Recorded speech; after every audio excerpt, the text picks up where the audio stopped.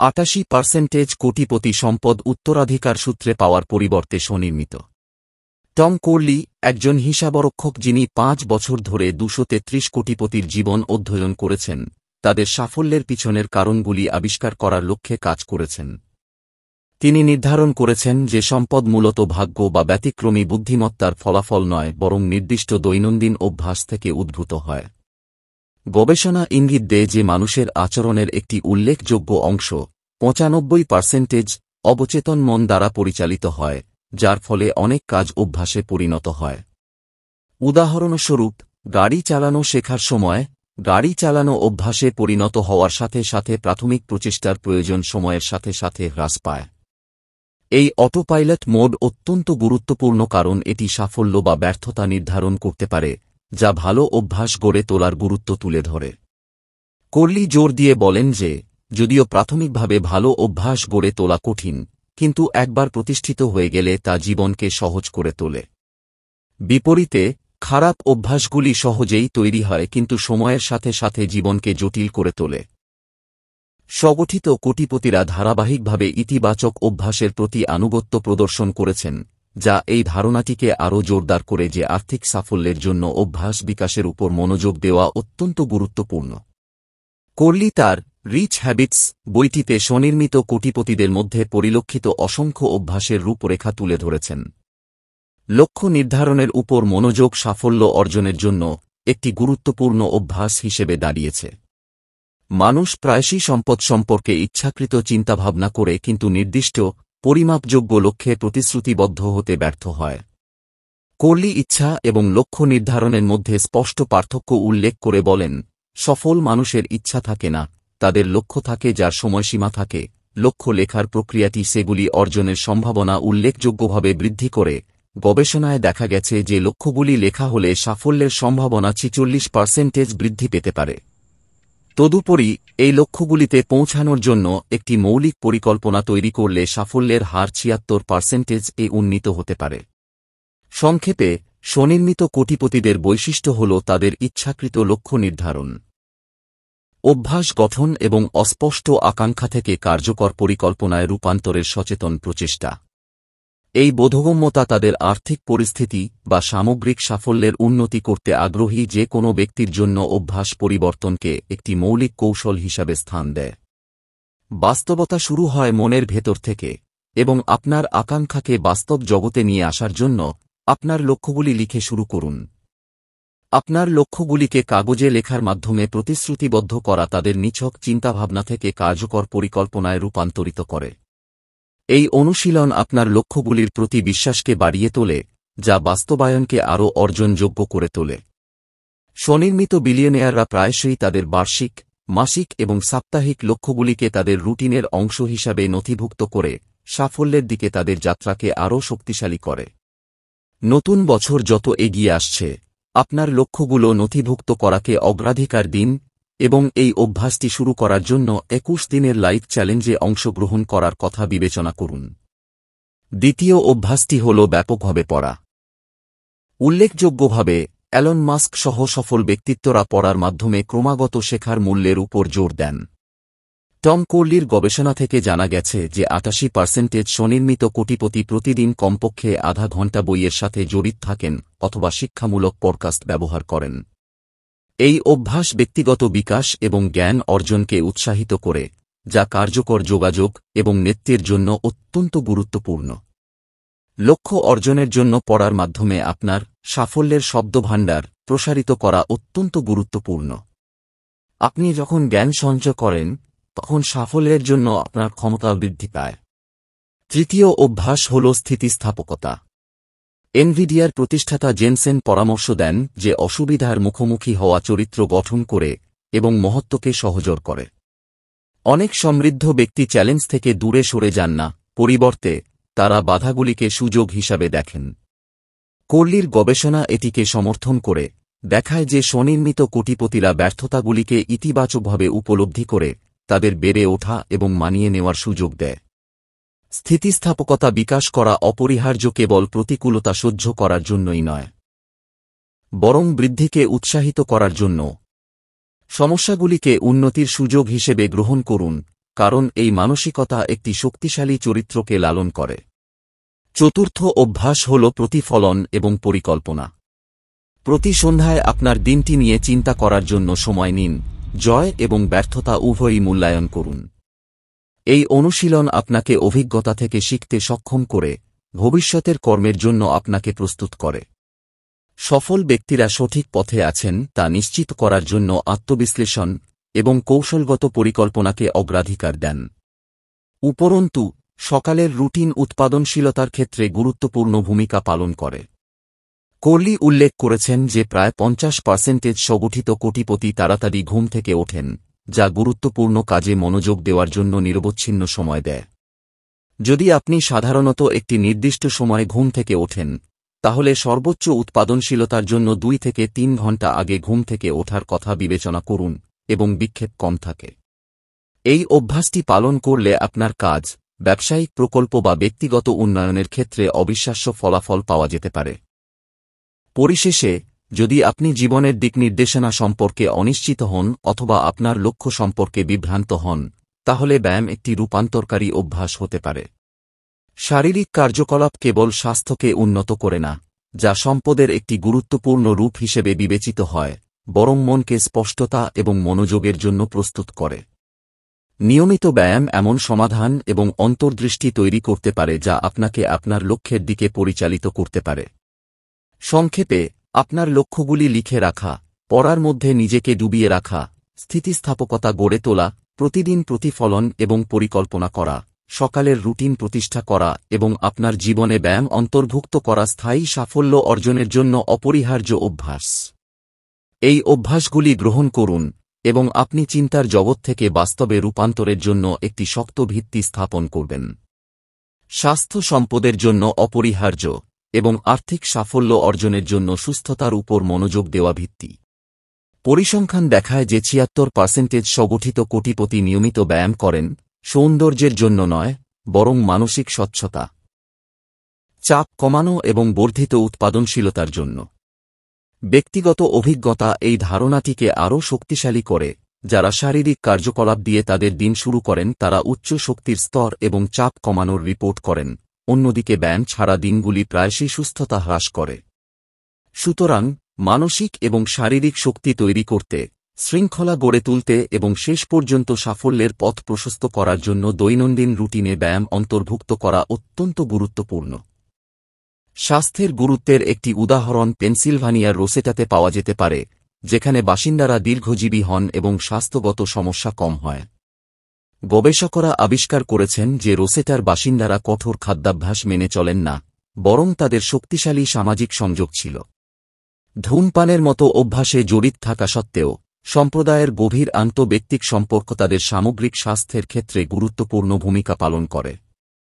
এটি ইঙ্গিত দেয় যে সম্পর্কের মান মানসিক চাপের মাত্রা এবং মানসিক স্বাস্থ্যের উপর উল্লেখযোগ্যভাবে প্রভাব ফেলতে পারে। বিপরীতে, মানসম্পন্ন সম্পর্কের অভাব মানসিক চাপ বৃদ্ধি এবং মানসিক অসুস্থতার ঝুঁকি বাড়াতে পারে। রোজেটা এফেক্ট ধারণাটি দীর্ঘায়ু এবং সুস্থতার জন্য গুরুত্বপূর্ণ সামাজিক বন্ধন কিভাবে অবদান রাখে তা তুলে ধরে। রোজেটার ব্যক্তিরা একে অপরকে মানসিক, আর্থিক এবং বৌদ্ধিকভাবে সমর্থন করে, যার ফলে চাপ কম হয় এবং দীর্ঘ জীবন লাভ হয়। সংগঠিত কোটিপতিরাও সম্পর্কের মূল্য বোঝেন। টম কোহলির গবেষণা ইঙ্গিত দেয় যে অনেক ধনী ব্যক্তি বস্তুগত সম্পদের চেয়ে ব্যক্তিগত সংযোগকে অগ্রাধিকার দেন।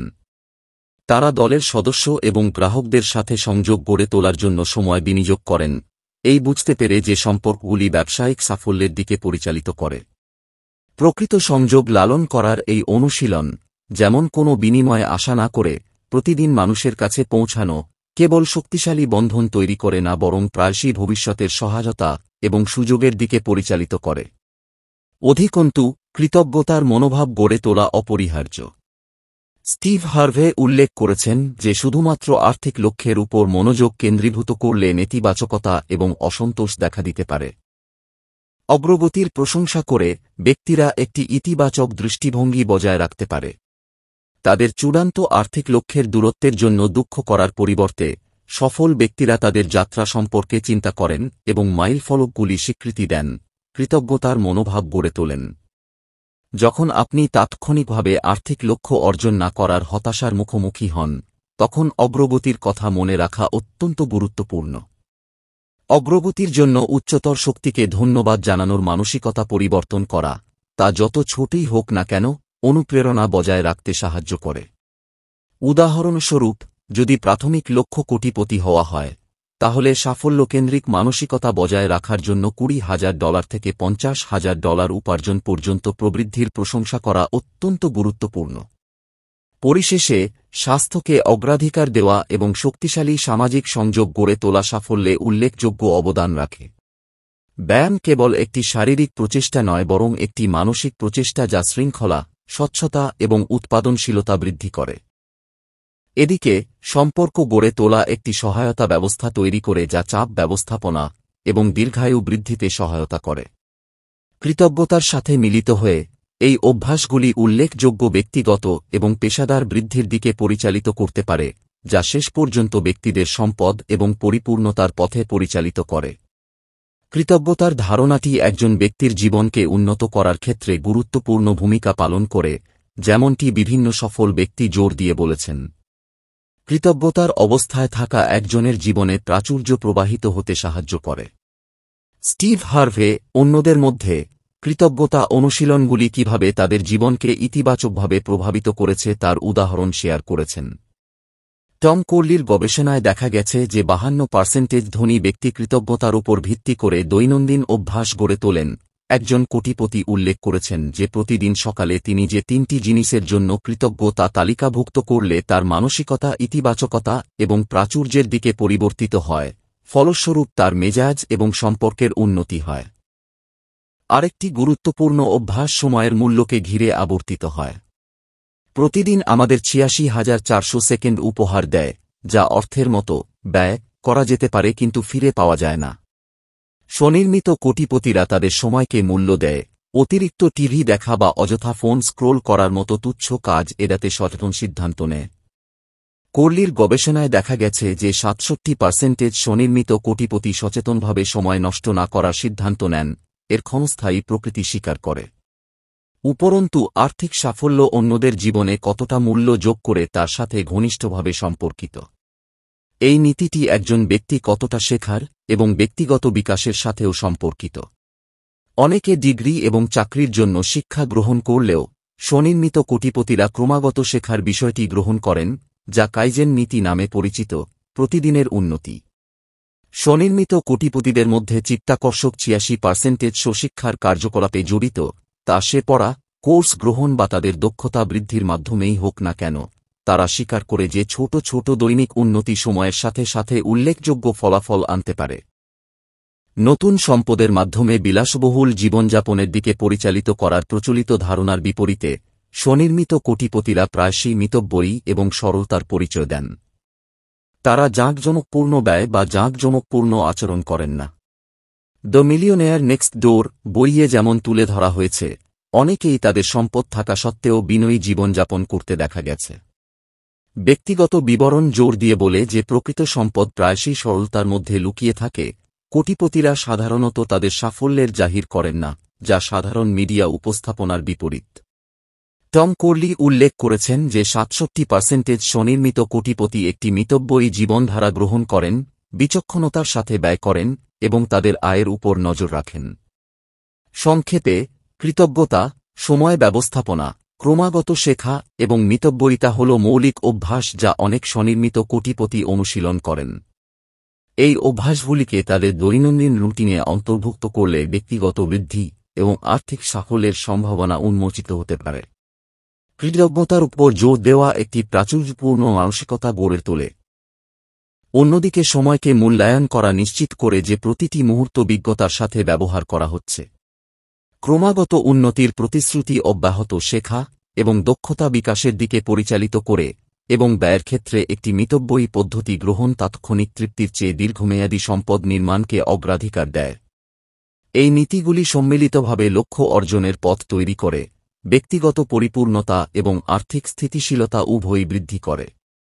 অর্থনৈতিক অবস্থার উপর নির্ভর করে ব্যক্তিদের আর্থিক সাক্ষরতা উল্লেখযোগ্যভাবে পরিবর্তিত হয়।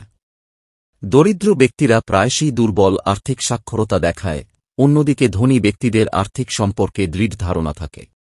অর্থ ট্র্যাক করার মাধ্যমে ব্যক্তিরা তাদের আর্থিক অবস্থার উপর নিয়ন্ত্রণ অর্জন করে, যার ফলে তারা তাদের প্রচেষ্টা মূল্যায়ন করতে এবং মনোযোগের প্রয়োজন এমন ক্ষেত্রগুলি চিহ্নিত করতে সক্ষম হয়। ট্র্যাক না করে প্রয়োজনীয় পদক্ষেপগুলি সম্পর্কে অবগত থাকে না। অতএব আর্থিক ট্র্যাক করার অভ্যাস গ্রহণ করা অত্যন্ত গুরুত্বপূর্ণ হয়ে ওঠে। 94% স্বনির্মিত কোটিপতিদের মধ্যে একটি সাধারণ অভ্যাস দেখা গেছে, যা হল সঞ্চয় এবং বিচক্ষণতার সাথে বিনিয়োগ করা। এর একটি উদাহরণ হলেন রোনাল্ড রিড, একজন প্রহরী যিনি কম আয় থাকা সত্ত্বেও পরিশ্রমী সঞ্চয় এবং বিচক্ষণ বিনিয়োগের মাধ্যমে $10 লক্ষ নিট সম্পদ সঞ্চয় করেছিলেন। এটি তুলে ধরে যে আয়ের স্তর নির্বিশেষে ধারাবাহিক সঞ্চয় অভ্যাস সম্পদ সঞ্চয়ের দিকে পরিচালিত করতে পারে। গবেষণায় দেখা গেছে যে অনেক কোটিপতি তাদের আয়ের প্রায় 20% বিনিয়োগের জন্য সঞ্চয় করেন। উদাহরণস্বরূপ, একজনের উপার্জন স্বয়ংক্রিয়ভাবে সঞ্চয় এবং বিনিয়োগে প্রবাহিত হতে পারে, যা প্রায়শই সময়ের সাথে সাথে চক্রবৃদ্ধির কারণে উল্লেখযোগ্য রিটার্নের দিকে পরিচালিত করে। ব্যয়ের জন্য তহবিল বরাদ্দ করার আগে আয়ের একটি ছোট শতাংশ, যেমন 1%, 10% অথবা 20% সঞ্চয় করে শুরু করার পরামর্শ দেওয়া হয়। আরেকটি গুরুত্বপূর্ণ অভ্যাস হল চ্যালেঞ্জিং সময়ে নিজেকে অনুপ্রেরণাদায়ক ব্যক্তিদের সাথে ঘিরে রাখা। অনুপম খের সচেতনভাবে সফল, উন্নয়নশীল ব্যক্তিদের সাথে যোগাযোগ করার তার অভিজ্ঞতা ভাগ করে নেন, যা তাকে কষ্টের মধ্য দিয়ে সহ্য করার অনুপ্রেরণা প্রদান করে। এই পদ্ধতিটি এই ধারণাকে প্রতিফলিত করে যে আপনার সামাজিক বৃত্ত আপনার মানসিকতা এবং বৃদ্ধির সম্ভাবনাকে উল্লেখযোগ্যভাবে প্রভাবিত করতে পারে।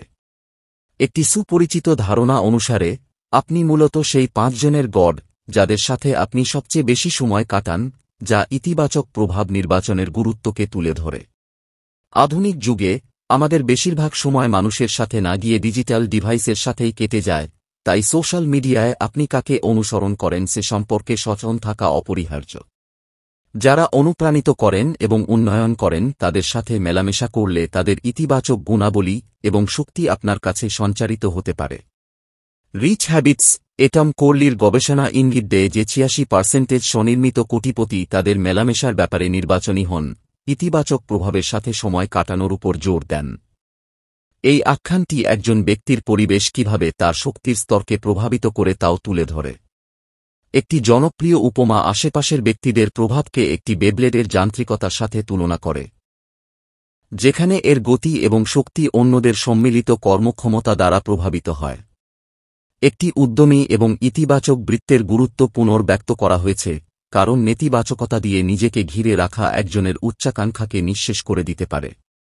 এই উন্নয়নমূলক সংগঠনগুলিকে উৎসাহিত করার জন্য 21 দিনের একটি চ্যালেঞ্জ প্রস্তাব করা হয়েছে, যেখানে ব্যক্তিদেরকে এমন একটি লালন পালনকারী সম্প্রদায়ে যোগদানের জন্য আমন্ত্রণ জানানো হয়েছে যা উপকারী অভ্যাসগুলিকে শক্তিশালী করে।